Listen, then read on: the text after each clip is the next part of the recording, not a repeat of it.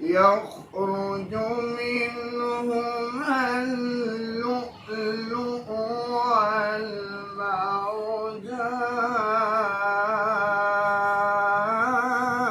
والمرجان فبأي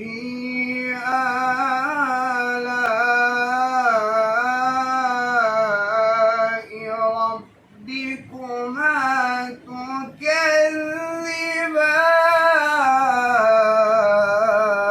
تكذبان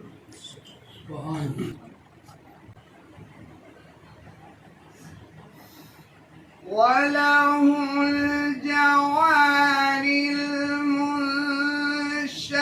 المنشآت في البحر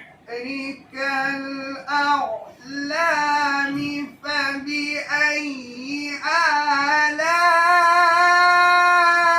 آلاء ربكما تكذبان كل من عليها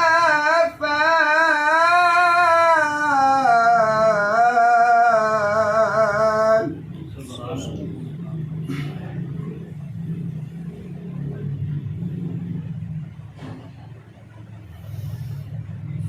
فبأي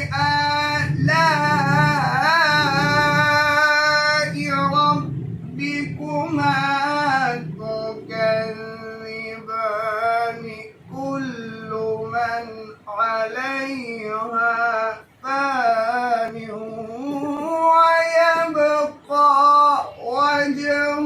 ربك ذو الجلال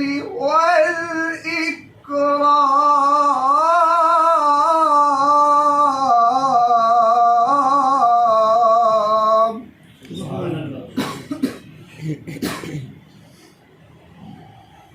ويبقى وجه ربك ذو الجلال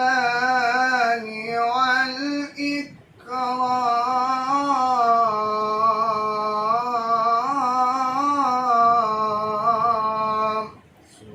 فبأي آلاء ربكما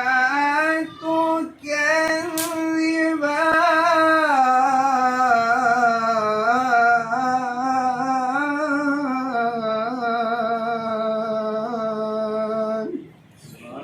صدق الله العلي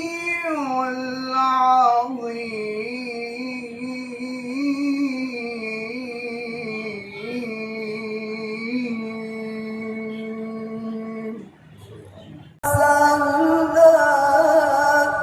بسم الله